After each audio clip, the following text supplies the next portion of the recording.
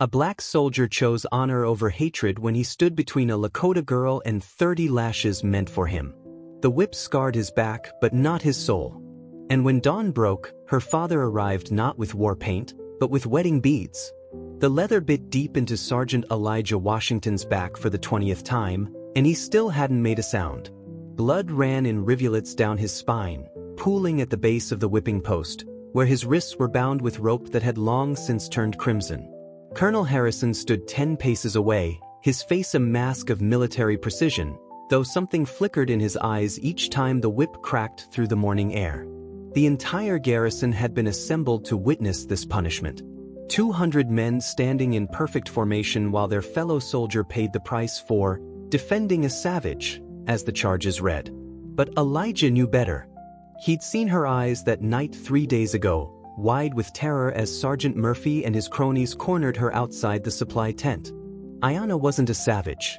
She was barely 16, a Lakota girl who came to trade beadwork for flour and sugar, keeping her people fed through another harsh winter. The 21st lash landed with a wet sound that made several soldiers flinch. Elijah bit down on the leather strap between his teeth, tasting blood and salt, and the bitter knowledge that he'd do it all again. Murphy had been drunk, his hands grabbing where they shouldn't, his voice slurred with whiskey and hatred as he called her things that made Elijah's stomach turn.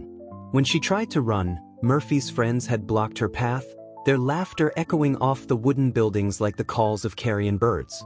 Elijah hadn't weighed the consequences. He'd simply moved, his fist connecting with Murphy's jaw with a crack that silenced the laughter instantly.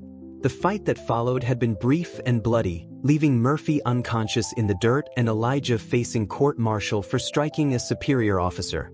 The post shuddered with each impact, and Elijah felt consciousness wavering at the edges like heat shimmer.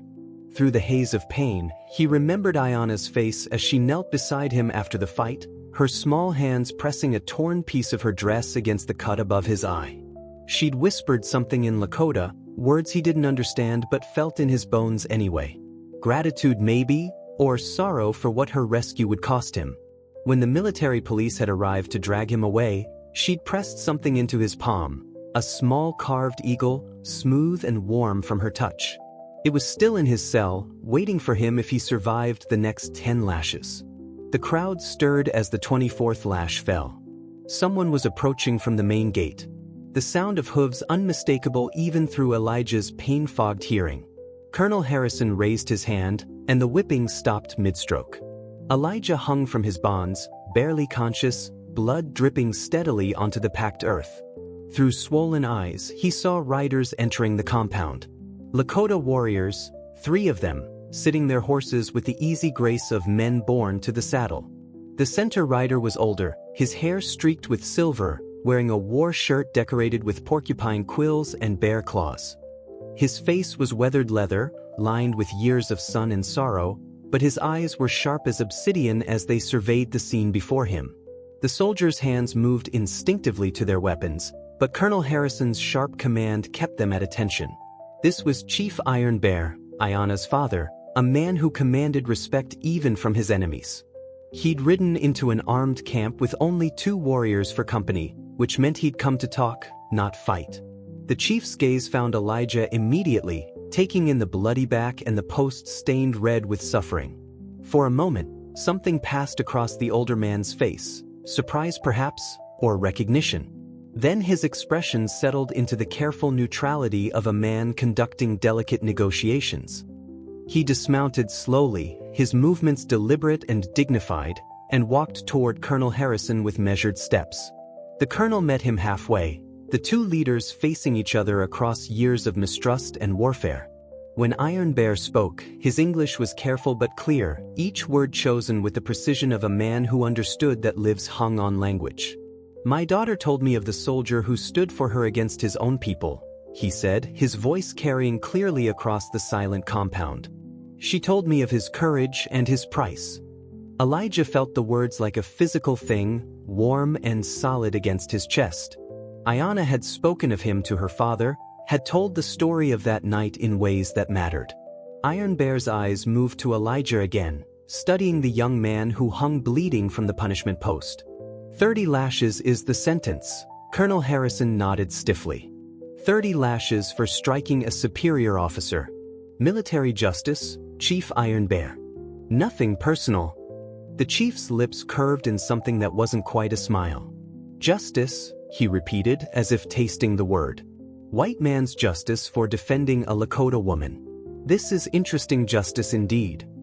The tension in the compound ratcheted higher, every soldier waiting for the explosion that would turn words into bullets. But Iron Bear raised his hand in a gesture of peace, his voice remaining steady.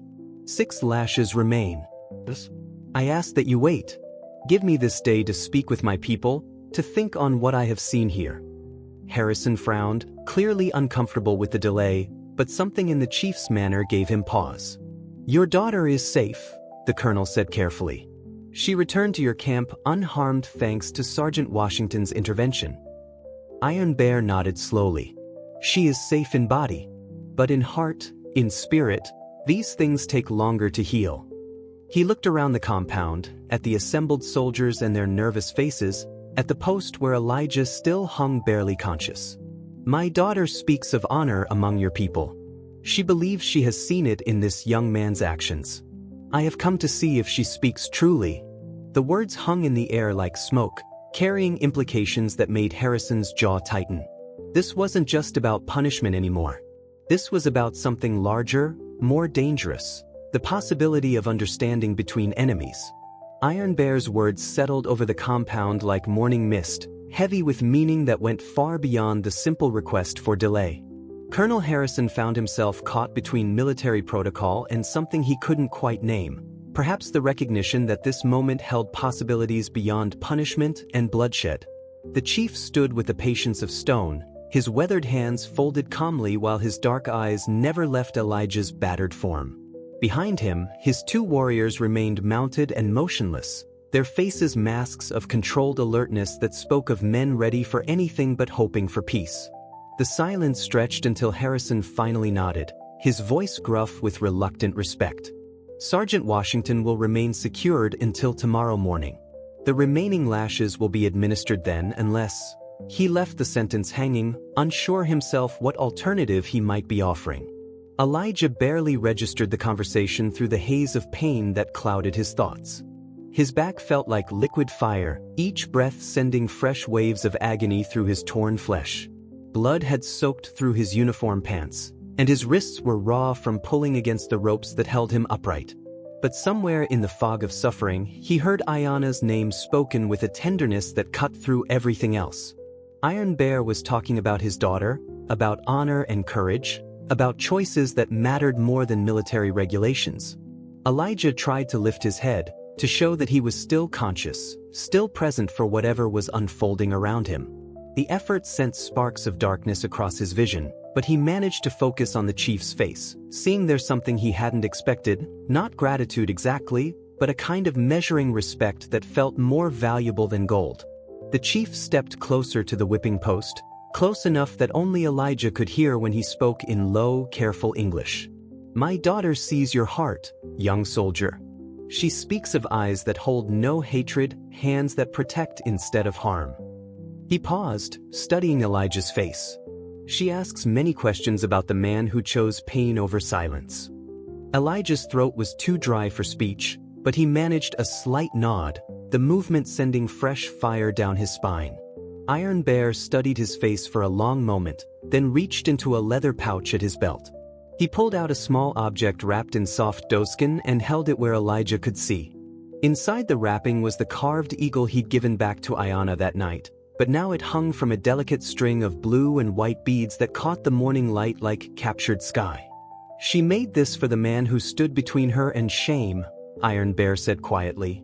But she fears to give it, fears that black soldiers do not accept gifts from Lakota women. She fears that honor might be punished twice. The words hit Elijah harder than any lash, filling him with an ache that had nothing to do with his physical wounds. Somewhere out there, Ayana was worrying about him, creating something beautiful with her own hands while he hung bleeding for choices they'd both made in a single moment of crisis. He tried to speak, managed only a hoarse whisper that barely qualified as sound. Iron Bear leaned closer, and Elijah forced the words past cracked lips. Tell her it was worth it. Every lash, every moment. She's worth everything. The chief's eyes flickered with something that might have been surprise or approval or both. He straightened slowly, his gaze moving to Colonel Harrison, who had been watching the quiet exchange with growing unease. The tension in the compound was palpable now, every soldier sensing that they were witnessing something unprecedented, something that might change the careful balance of hatred and fear that kept this corner of the frontier from exploding into open warfare. Iron Bear walked back to where Harrison waited, his movements deliberate and dignified despite the weapons trained on him from every angle. When he spoke, his voice carried clearly across the assembled troops, ensuring that every man would remember his words. Colonel Harrison, you are a man of war, but also a man of honor. I have seen this in how you conduct yourself, how you treat prisoners, how you keep your word even when it costs you. Harrison's face remained impassive, but Elijah saw the slight tightening around his eyes that suggested the compliment had found its mark. Iron Bear continued, his tone formal but not unfriendly. My daughter has told me of the soldier who defended her honor at cost to his own body. She has told me of a man who chose justice over safety, who stood against his own people for the sake of what was right. These are not the actions of an enemy. These are the actions of a man whose heart walks in the light. The chief paused, letting the words sink in before delivering what everyone sensed was coming, the real reason for his presence here. In my culture, such actions create debts that must be honored. When a man risks everything to protect what is precious to a family, that family owes him consideration beyond mere gratitude. Harrison's hand moved instinctively to his sidearm, but Iron Bear raised his own hand in a gesture of peace. I do not speak of violence, Colonel. I speak of something far more dangerous to both our peoples. I speak of understanding. The words sent a ripple through the assembled soldiers, a murmur of confusion and concern that Harrison quickly silenced with a sharp look. Iron Bear reached into another pouch and withdrew a leather bundle tied with sinew and decorated with small shells that clinked softly in the morning breeze. He held it carefully, reverently, like a man handling something sacred. This belonged to my father and his father before him. It has been passed down through 7 generations of chiefs, used only in matters of greatest importance to our people. Elijah watched through pain-hazed eyes as the chief unwrapped the bundle, revealing what appeared to be a ceremonial pipe carved from red stone and decorated with intricate patterns that seemed to flow like water across its surface. The sight of it drew audible gasps from some of the soldiers who recognized its significance. This was no mere artifact, but a symbol of authority and spiritual power among the Lakota. I offer to smoke the pipe of peace with the soldier who defended my daughter, Iron Bear announced, his voice ringing across the compound with the authority of generations. I offer to make him family, to bind his honor to ours through the ancient ways of my people. The implications hit the assembled crowd like a thunderbolt. Marriage. The chief was offering his daughter in marriage to a black soldier, a union that would bridge 2 worlds that had known nothing but conflict for decades. Harrison's face went pale, then red, as he grappled with the enormous complications such an offer would create. Military regulations, government policies, the delicate balance of frontier politics, all of it threatened by an old man's gesture of respect for his daughter's protector. Elijah felt the world spinning around him, and not just from blood loss. Through the haze of pain and exhaustion, he tried to process what he'd just heard. Marriage to Ayanna, the girl whose eyes had haunted his dreams for 3 nights, whose gentle touch had been the last kindness he'd experienced before they dragged him to this post. The carved eagle with its blue and white beads seemed to burn against his memory where she'd pressed it, a promise of something he'd never dared imagine possible. But even as hope flared in his chest, practical considerations crashed down like an avalanche. He was a soldier in the United States Army, bound by regulations and oaths that forbade exactly this kind of alliance. Marriage to a Lakota woman would mean court-martial, discharge, exile from everything he'd known. But there was more. As a black man in the Army, he'd already fought for respect and recognition in ways his white counterparts never had to consider. The Buffalo Soldiers had earned their place through blood and courage, proving themselves worthy of the uniform despite the prejudices that followed them wherever they served. To abandon that hard-won status for love seemed almost like betraying everyone who had fought to open these doors.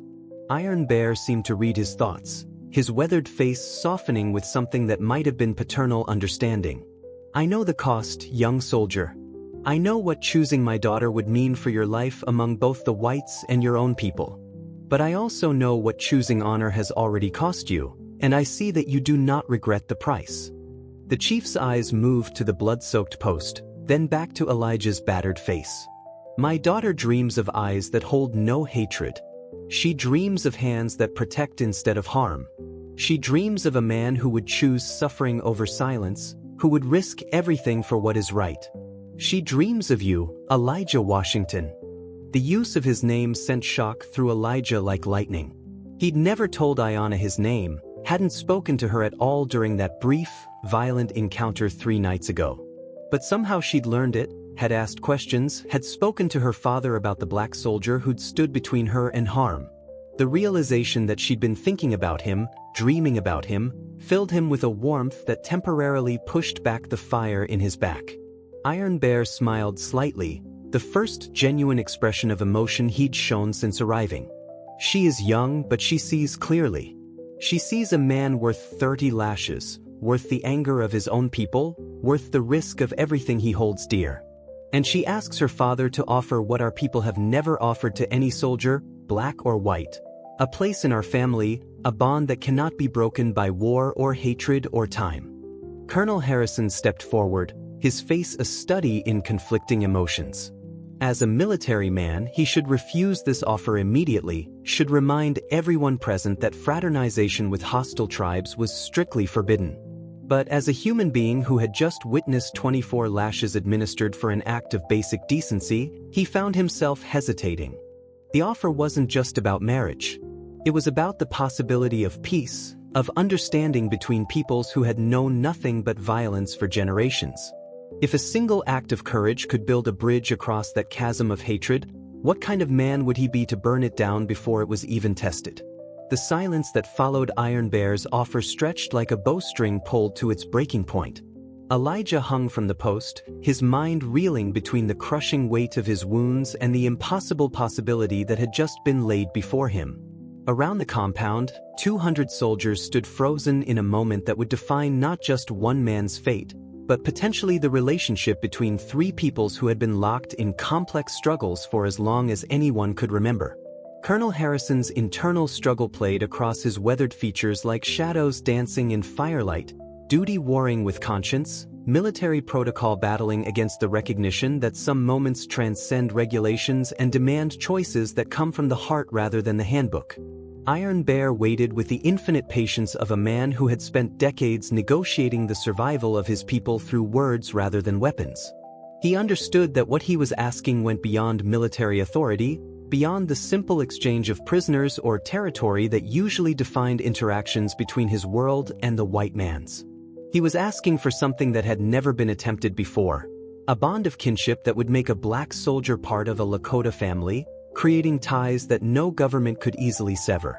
The decorated pipe remained in his hands, its red stone surface gleaming in the morning sun like captured blood, a symbol of sacred promises that once made could never be unmade. Behind the chief, his 2 warriors sat their horses with expressions that revealed nothing of their thoughts. But Elijah could sense their tension. They had followed their leader into the heart of enemy territory based on trust and loyalty, but this moment was testing even those bonds. One of them, a younger man with braided hair and scars across his cheek that spoke of battles survived, kept his hand near his weapon while his eyes swept the compound for signs of treachery. The other, older and bearing the weathered dignity of a veteran warrior, watched his chief with the focused attention of someone ready to act the instant the situation turned deadly. Both men understood that their leader was gambling not just with his own life, but with the future of their people. Elijah tried to speak, to respond to the incredible offer that had just transformed his world, but his throat was raw from the leather bit, and his voice came out as barely more than a whisper. Iron Bear moved closer to the post, close enough to hear, and Elijah forced the words past his damaged vocal cords. "Your daughter, she barely knows me. How can she? How can you?" The chief's expression softened with something that might have been amusement or perhaps the recognition of a young man's bewilderment in the face of forces larger than himself. You think 3 minutes of violence tells the whole story of a man's heart? Iron Bear asked quietly. My daughter sees what others miss. She sees the soldier who could have walked away, who could have let others handle the problem, who could have chosen safety over justice. The chief's voice carried a weight of conviction that cut through Elijah's pain-fogged confusion. In those 3 minutes, you showed her more about your character than most men reveal in years of courtship. You showed her a heart that chooses right over easy, that protects the innocent even when the cost is terrible. You showed her the kind of man she has been dreaming of since she was old enough to understand what honor means. Elijah felt tears mixing with the blood and sweat on his face, not from physical pain, but from the overwhelming recognition that someone had seen him, truly seen him, in a moment when he'd acted purely from instinct, without thought for consequences or rewards. Colonel Harrison cleared his throat, the sound sharp enough to cut through the emotional intensity building around the whipping post. Chief Iron Bear, he said carefully, what you're proposing, it's not just a matter of military regulations. It's a matter of law, of policy set by Congress and the War Department. I don't have the authority to approve such an arrangement. The chief turned to face him, his weathered features settling into an expression of patient understanding. I do not ask for your approval, Colonel. I ask only that you do not prevent it. The choice belongs to the young soldier and to my daughter. They are both old enough to decide their own fates. The distinction was crucial, and Harrison recognized it immediately. Iron Bear wasn't asking for official sanction or military blessing. He was simply asking for the space to make an offer, for the freedom to extend an invitation that transcended the boundaries of law and regulation. If Elijah chose to accept, if he chose to leave his military service and join the Lakota people through marriage to the chief's daughter, that would be his decision as a free man rather than as a soldier following orders. The colonel's jaw worked as he considered the implications, his mind racing through the potential consequences of allowing such an unprecedented situation to unfold. From somewhere beyond the compound gates came the sound of approaching horses, multiple riders moving at speed toward the fort. Harrison's attention snapped toward the sound, his hand instinctively moving to his sidearm as he considered the possibilities. More Lakota warriors coming to reinforce their chief. Government officials arriving to complicate an already impossible situation. The tension that had been building around the whipping post suddenly exploded outward to encompass the entire compound as soldiers moved into defensive positions and Iron Bear's warriors shifted on their mounts, reading the change in atmosphere with the instincts of men who had survived countless encounters with danger. The gates swung open to admit a small cavalry patrol, their horses lathered with sweat and their faces grim with urgency. The lieutenant in charge dismounted quickly, his eyes taking in the unprecedented scene before him. A Lakota chief standing peacefully among armed soldiers, a man hanging bloody from the whipping post, and an atmosphere charged with tension that felt ready to explode into violence at the slightest provocation. He approached Colonel Harrison with the quick, nervous movements of a man bearing bad news, and when he spoke, his voice carried clearly across the silent compound. Sir, we've got a situation developing 20 miles south. 3 separate wagon trains attacked in the last 2 days. Families scattered, livestock stolen. The territorial governor is demanding immediate action, and there's talk of assembling a punitive expedition against any Lakota found in the area. The words hit like physical blows, and Elijah saw Iron Bear's face tighten with the recognition that the delicate moment they had been building was about to be shattered by forces beyond their control. The old chief had come here in peace, offering marriage and kinship, but the wider world was calling for war. Harrison's face went ashen as he processed the implications. With attacks mounting and political pressure building, the last thing he could afford was to be seen negotiating with Lakota leaders, no matter how peaceful their intentions. The lieutenant continued his report, his voice growing more urgent. Sir, there's also word that Washington is sending a special investigator to review our handling of Native relations in this sector. Questions have been raised about our methods, our success rates, His eyes flicked toward Elijah at the whipping post, then back to Harrison. Our discipline procedures. The colonel's mouth tightened into a grim line. A federal investigator meant scrutiny of everything, including the current situation with Iron Bear and his impossible offer of marriage. If word reached Washington that he had allowed a Lakota chief to negotiate the marriage of his daughter to a black soldier, the political fallout would destroy not just his career, but potentially the entire command structure of the frontier army. Yet looking at Elijah, bloodied and broken but somehow still radiating the stubborn integrity that had gotten him into this situation, Harrison found himself reluctant to simply dismiss what was happening here. Iron Bear seemed to sense the shifting dynamics, his keen political instincts recognizing that the window of opportunity was closing rapidly. He stepped closer to Colonel Harrison, his voice dropping to a tone that carried the weight of urgency without sacrificing dignity. "Colonel, I know the pressures you face from your government, the demands for action against my people. But I also know that some of those attacks were not done by Lakota hands. There are others, Pawnee Raiders, white renegades who dress like Indians to hide their crimes, who would use this violence to destroy any chance of peace between our peoples." The accusation hung in the air like smoke, carrying implications that made Harrison's jaw clench with frustration. False flag attacks designed to incite war were not unknown on the frontier, and the colonel had long suspected that some of the violence attributed to various tribes was actually the work of criminals who found profit in chaos. But proving such things was nearly impossible, and the political reality was that someone had to be blamed when wagon trains burned and families died. The Lakota, as the most visible and organized of the local tribes, made convenient targets for a government that needed simple answers to complex problems. "Even if that's true," Harrison said quietly, "it doesn't change the immediate situation. I have orders, Chief Iron Bear. I have responsibilities that go beyond what's happening in this compound right now." The old chief nodded, his expression showing that he understood the impossible position the colonel found himself in. But understanding didn't mean acceptance, and his next words carried the full weight of a father's determination to protect his daughter's happiness and his people's future. "Then let us act quickly, before your responsibilities make choice impossible. Let me speak with the young soldier one more time. Let him decide his fate while decision is still possible." Elijah had been listening to the exchange through a haze of pain and growing desperation.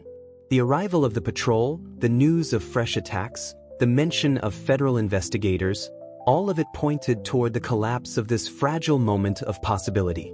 But through it all, one thought burned clear in his mind.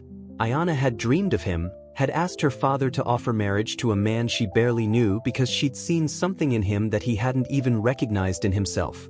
The carved eagle with its blue and white beads seemed to pulse against his memory, a promise of love and acceptance that transcended the hatred and violence that defined this corner of the world. Iron Bear approached Elijah with the measured steps of a man who understood that the next few moments would determine not just the fate of his daughter's heart, but potentially the future of peace between peoples standing on the edge of another bloody war. The compound had grown deathly quiet, every soldier and warrior present sensing that they were witnessing something that would be remembered and retold for generations, regardless of how it ended. Elijah lifted his head with tremendous effort, his vision swimming from blood loss and exhaustion, but his eyes clear with the desperate intensity of a man who knew he was about to face the most important decision of his life. The chief stopped just close enough that their conversation would remain private, his weathered hand reaching out to steady Elijah's swaying form. "Young soldier, I see death creeping at the edges of your eyes. These lashes have taken more from you than your commanders intended."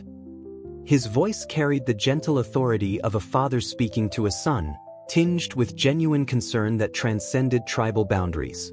"But before the darkness takes you, I need you to hear something that my daughter asked me to tell you if this moment ever came."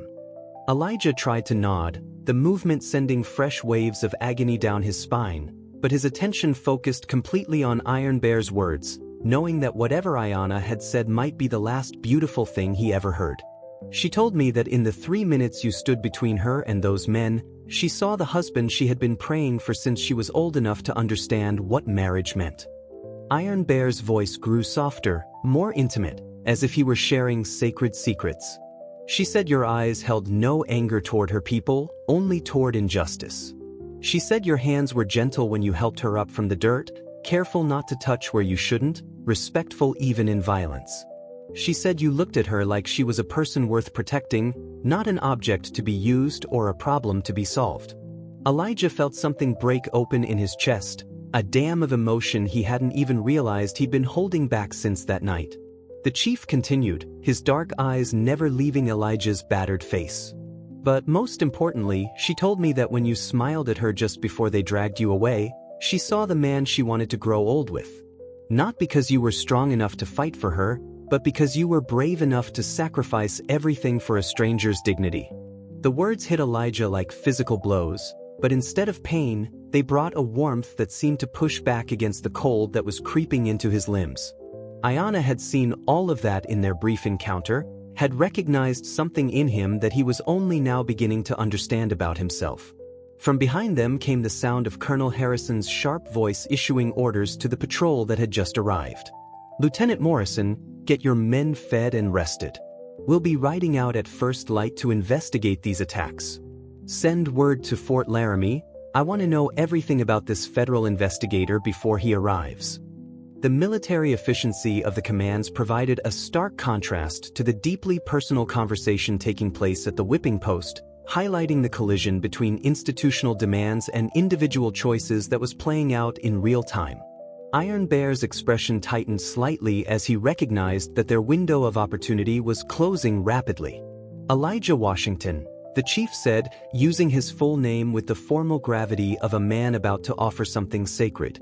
"My daughter has asked me to bring you an offer that has never been extended to any soldier in the history of our people. She wishes to know if you would consider leaving your soldier's life to become her husband, to join our family, not as a captive or a curiosity, but as a son and a warrior worthy of respect." The chief paused, letting the magnitude of the offer sink in before continuing. "She understands what this would cost you, your uniform, your country, your place among your own people. But she believes that what she offers in return might be worth more than what you would lose." Elijah closed his eyes, feeling tears mix with the blood and sweat on his cheeks as he grappled with the impossible choice being laid before him. Everything he had ever known, everyone he had ever been, would disappear if he accepted Ayanna's offer. The United States Army would declare him a deserter. His family back in Georgia would consider him dead to them, and he would become a man without a country in the truest sense. But there was more than that to consider. As one of the Buffalo Soldiers, he carried the hopes and dreams of every black man who had ever wanted to serve his country with honor. The regiment had earned their name from the Lakota themselves, who respected their fighting spirit and called them Buffalo Soldiers, as a mark of esteem. To abandon that legacy, to leave behind the hard-won respect of both his enemies and his comrades, seemed like a betrayal of everyone who had fought to prove that black men could serve with distinction. Yet against that loss, he weighed the memory of gentle hands tending his wounds, of eyes that saw honor where others saw only reckless stupidity, of a girl who had dreamed about a stranger because she recognized in him the capacity for love that transcended hatred. What would happen to her if I said no?" Elijah whispered, his voice barely audible even to Iron Bear, who was standing so close. The chief's expression grew grave, his weathered features settling into lines of paternal sorrow. "She would accept it as she accepts all things that cannot be changed. She would marry someone from our own people eventually, have children, live a good life. But she would always wonder about the Buffalo Soldier who chose honor over safety, who showed her that love can exist even between enemies." The image of Ayanna spending her life wondering what if was almost unbearable to contemplate, adding another layer of weight to an already impossible decision. Behind them, the compound continued its transformation back into a military installation rather than the stage for a cross-cultural drama. Soldiers were returning to their duties, the patrol was being debriefed, and the machinery of frontier warfare was grinding back into motion. But Iron Bear's two warriors remained mounted and alert, their presence a reminder that this moment existed in a fragile bubble of peace that could burst at any moment. The older warrior caught his chief's eye and made a subtle gesture toward the sun, indicating that time was growing short if they hoped to return to their own territory before dark. Iron Bear seemed to read his warrior's signal, his voice taking on a note of gentle urgency. "I cannot give you long to decide, young soldier. My presence here grows more dangerous with each moment that passes. Already there will be those among your people who see treachery in my peaceful approach, just as there are those among mine who see weakness in my offer of kinship to any outsider." He reached into his pouch and withdrew the leather-wrapped bundle containing the ceremonial pipe, holding it where Elijah could see it clearly. "This pipe has sealed treaties and ended wars. It has blessed marriages and bound families together across generations. If you choose to accept my daughter's offer, we will smoke it together, and you will become my son in the eyes of the spirits and the people." The weight of tradition and ceremony in the chief's words was overwhelming, representing not just a marriage proposal but an adoption into a culture and a people who would become Elijah's entire world. He tried to imagine himself living in a Lakota village, learning their language and customs, hunting buffalo instead of drilling with cavalry units, raising children who would be caught between worlds just as he would be.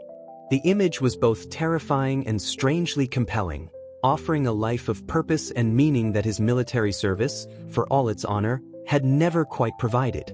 "Chief Iron Bear," Elijah managed to say, his voice growing stronger as he found the words he needed to express what was in his heart. "Your daughter, Ayanna, she saved my soul that night just as surely as I tried to protect her body. I've been thinking about her every moment since they dragged me away, wondering if I'd ever see her again, if she was safe, if she understood why I had to act."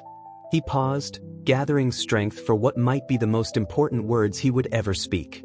"I've been in love with her since the moment she pressed that carved eagle into my hand, even though I barely know her name or the sound of her voice. I've been dreaming of a life I never thought possible with a woman who saw something in me that I'm still trying to understand." The chief's stern features softened into something approaching a smile, the first genuine expression of joy Elijah had seen from him since his arrival. "Then you accept? You will leave your soldier's life to become my daughter's husband, my son, a member of our family and our people?"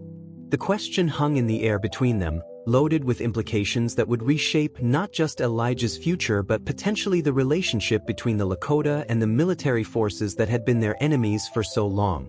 Elijah felt the weight of history pressing down on him, the recognition that his answer would ripple outward in ways he couldn't possibly predict. Before he could respond, the sound of approaching horses interrupted the moment once again. This time, however, the riders were not military patrols but a small group of Lakota women, their horses decorated with ribbons and their clothing adorned with the fine beadwork that marked them as members of a chief's family. At the center of the group rode a young woman whose beauty struck Elijah like a physical blow, even through his pain and exhaustion. Ayanna sat her horse with the easy grace of someone born to the saddle, her long black hair braided with blue and white beads that matched the decoration on the carved eagle she had given him. Her eyes found his immediately across the compound, and in that gaze Elijah saw everything he needed to know about his future. Ayanna's arrival transformed the compound's atmosphere from tense military standoff to something that felt almost mystical, as if the spirits themselves had conspired to bring together two hearts that belonged to different worlds. She dismounted with fluid grace despite the formal riding dress she wore, a stunning creation of soft buckskin decorated with intricate beadwork that caught the afternoon light like captured starfire. The other women with her formed a respectful semicircle, their presence adding weight and ceremony to what was already an unprecedented moment in the history of this frontier outpost. Elijah felt his breath catch in his throat as she approached, her dark eyes never leaving his face, reading there the pain and exhaustion, but also something deeper that made her lips curve in the smallest of smiles. Colonel Harrison watched the developing scene with the expression of a man who had completely lost control of his command, military protocol dissolving in the face of forces that transcended regulations and rank structure. The arrival of Lakota women at his fort was unprecedented enough, but their obvious ceremonial dress and the reverent way they flanked Iron Bear's daughter suggested that this was no casual visit. His mind raced through the potential consequences: federal investigators, territorial governors, newspaper reporters who would sensationalize any story involving romance between soldiers and Indian women.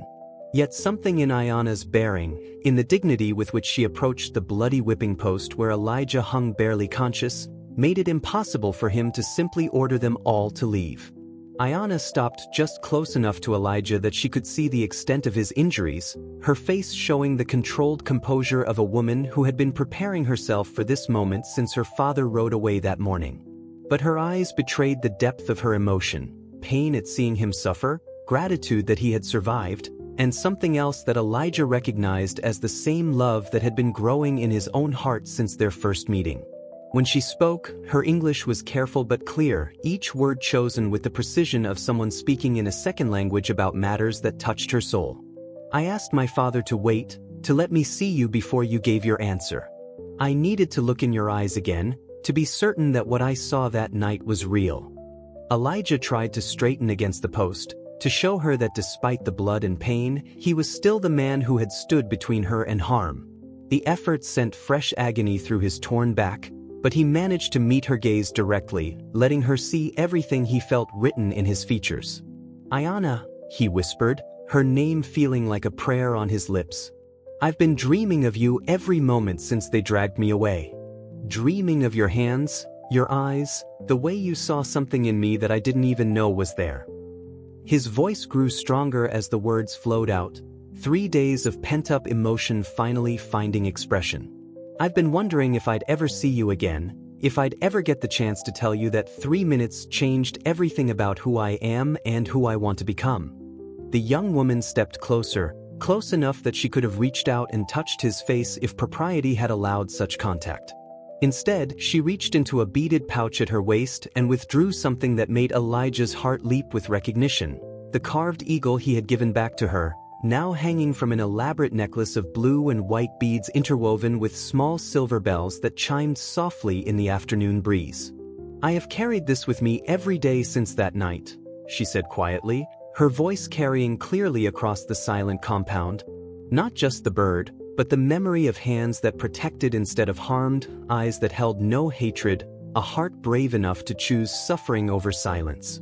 She held the necklace where he could see it clearly, the carved eagle seeming to dance in the shifting light as the silver bells created a gentle music that somehow made the harsh military setting feel transformed into something sacred.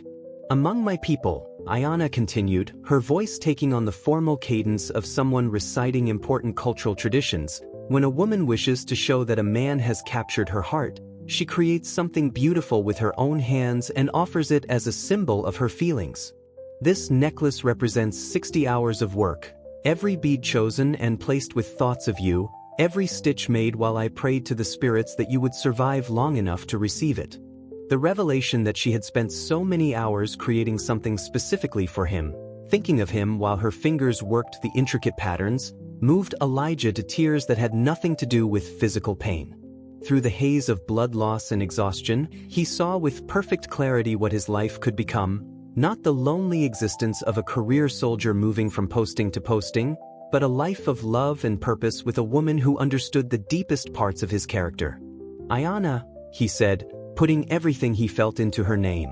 I accept your father's offer, your offer, the chance to become part of your family and your people. I choose love over duty, heart over habit, you over everything I've ever known." Iron Bear's stern features broke into the first genuine smile Elijah had seen from him, the expression transforming his weathered face and revealing the proud father beneath the diplomatic chief. He stepped forward with the ceremonial pipe, unwrapping it with movements that spoke of rituals performed countless times across generations of his people. "Then it is settled," he announced, his voice carrying clearly across the compound and causing a stir among the assembled soldiers who realized they were witnessing something unprecedented in the history of white Indian relations. "Elijah Washington, you will be cut down from this post not as a punished soldier, but as a man about to join a new family through marriage to my daughter." Colonel Harrison found himself caught between military duty and human decency, watching as the impossible situation unfolded beyond his ability to control or contain it. Protocol demanded that he refuse to allow such an arrangement, that he complete Elijah's punishment and maintain the strict separation between his soldiers and the local tribes. But something in the dignity of Iron Bear's proposal, in the obvious love between Elijah and Ayanna, made him reluctant to destroy what was clearly a moment of profound personal and cultural significance. When he spoke, his voice carried the weight of a man making a decision that would define the rest of his career. "Sergeant Washington, if you accept this offer, you understand that it means the end of your military service. You'll be discharged immediately, no benefits, no pension, no claim to any support from the United States government." Elijah nodded as firmly as his condition allowed, his eyes never leaving Ayanna's as he made the commitment that would reshape his entire existence. "I understand, sir, and I accept those consequences gladly." Harrison studied him for a long moment, then turned to his sergeant with orders that would be remembered long after both men were gone. "Sergeant Williams, cut Sergeant Washington down from that post. His punishment is complete, and his service to the United States Army is hereby terminated by his own choice." The sergeant moved quickly to comply, his knife sawing through the ropes that had held Elijah upright through 24 lashes and the most important conversation of his life. As Elijah collapsed to his knees, Ayanna was there immediately, her gentle hands supporting him as his strength finally gave out completely. The touch of her skin against his was electric, confirming everything he had hoped and dreamed about their connection during the long hours of his imprisonment. She whispered something in Lakota, words he didn't understand but felt in his bones anyway, then switched to English for the benefit of the watching crowd. "I have dreamed of this moment," she said softly, her voice filled with wonder and joy. "Dreamed of the day when the brave soldier would become my husband, when two peoples could be joined by love instead of divided by hatred." Iron Bear knelt beside them, the ceremonial pipe cradled in his weathered hands as he prepared to perform a ritual that had never been attempted between a Lakota and a black soldier. "This pipe has blessed the marriages of 7 generations of my family," he explained, his voice taking on the formal cadence of ceremony. "Today it will bless something new, a union that bridges 2 worlds, creating bonds that no government can break and no war can destroy." He offered the pipe to Elijah first, guiding his trembling hands as he took the ritual puffs that would seal his commitment to Ayanna and her people.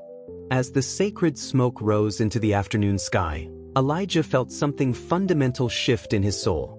The man who had been dragged to the whipping post as Sergeant Elijah Washington was gone, replaced by someone new, a husband, a son, a bridge between worlds that had known only conflict for too long. Ayanna took her turn with the pipe, her eyes shining with tears of joy as she completed the ritual that made them officially married in the eyes of her people and the spirits that watched over them. The silver bells on her necklace chimed softly in the breeze, creating music that seemed to celebrate not just their union, but the possibility that love might indeed prove stronger than hatred. The compound erupted in a mixture of cheers and confused murmurs as soldiers tried to process what they had just witnessed, while Iron Bear's warriors began a traditional song of celebration that echoed off the wooden buildings like a promise of better days to come. Elijah, supported by his new wife's gentle strength and surrounded by the family he had chosen over everything else, felt the pain of his wounds fade beside the overwhelming joy of knowing that he had found his place in the world at last. As the sun began to set over the frontier outpost, painting the sky in shades of gold and crimson, the carved eagle with its blue and white beads seemed to dance in the light, a symbol of love that had conquered fear and built bridges across the deepest divides of race and culture. Colonel Harrison watched the celebration with conflicted emotions, knowing that he would spend years explaining this day to his superiors, but unable to deny that he had witnessed something remarkable, proof that even in the harshest corners of an unforgiving world, love could find a way to triumph over hatred, and honor could create bonds stronger than any military regulation or government policy could ever hope to break. 3 months had passed since the ceremony that bound Elijah Washington to a world he was still learning to understand. The Lakota camp stretched along the banks of the Powder River like a living thing, teepees arranged in careful patterns that spoke of traditions older than memory. Elijah sat cross-legged outside the lodge he now shared with Ayanna, his hands working slowly at the intricate beadwork she was teaching him, each stitch a meditation on how completely his life had changed. The scars on his back had healed into raised lines that told their own story, but the man who bore them was no longer the soldier who had taken 30 lashes for a stranger's honor.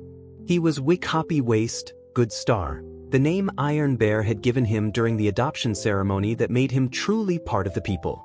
Ayanna emerged from their lodge carrying a bundle wrapped in soft deer hide, her movements careful and deliberate in a way that had become familiar over the past weeks.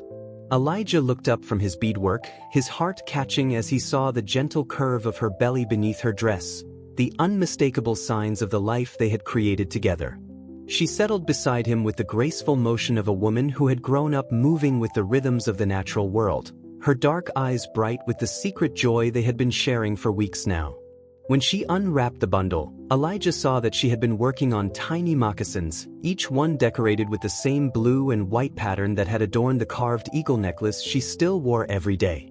"Child will need strong feet for the journey ahead," she said softly, her English now peppered with Lakota words that Elijah was slowly learning to understand. The baby was due in the depth of winter, when the tribe would be settled in their protected valley, surrounded by the familiar rhythms of survival and celebration that had sustained the people through countless generations. Elijah reached out to touch one of the tiny moccasins, marveling at the delicate craftsmanship and the love that had gone into every stitch. In his former life, children had been an abstract concept, something that might happen someday in a future he had never quite been able to imagine. Now, with Ayana's hand resting on his arm and their unborn child growing between them, the future felt both terrifyingly real and impossibly precious. The sound of approaching horses broke the peaceful afternoon quiet, and Elijah looked up to see a familiar figure riding into camp. Colonel Harrison sat his horse with military precision, but his face showed none of the stern authority that had once defined their relationship. Instead, he looked like a man carrying news he wished he didn't have to deliver. Iron Bear emerged from his own lodge, moving with the diplomatic grace that had made him such an effective leader, and the two men who had once negotiated across the barrel of a gun now greeted each other with the careful respect of former enemies who had found common ground. Harrison dismounted and approached the lodge where Elijah and Ayana sat, his weathered features showing the strain of months spent defending his decision to allow an unprecedented marriage between his former soldier and a Lakota chief's daughter. When he spoke, his voice carried the weight of a man who had been fighting battles on multiple fronts. "Elijah, I need to speak with you. There have been developments that affect your situation and possibly your safety." The formal tone couldn't hide the genuine concern in the colonel's eyes, and Elijah felt a chill that had nothing to do with the approaching autumn weather. Iron Bear joined them, settling into the circle with the easy dignity that made him such a natural leader, and Harrison continued his explanation with the careful precision of a military briefing. "The federal investigator I mentioned has completed his review of frontier operations. His report is critical of certain aspects of our relationship with local tribes. More specifically, it questions the wisdom of allowing personal relationships to develop between military personnel and tribal members." Elijah felt Ayana's hand tighten on his arm, her intuitive understanding of English politics sharp enough to recognize the threat hidden in Harrison's carefully chosen words.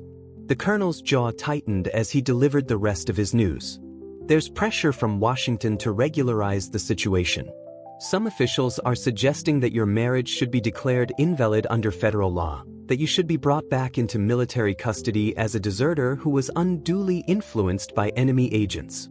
The words hung in the air like poison, threatening to destroy everything Elijah and Ayana had built together in their months of happiness.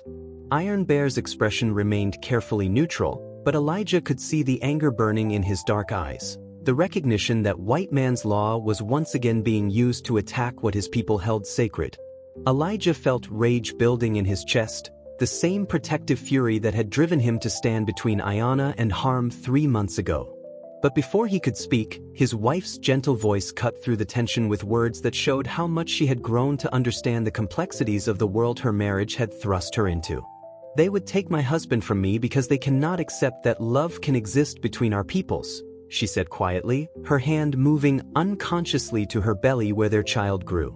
"They would call our marriage invalid because it proves that their hatred is not the only choice."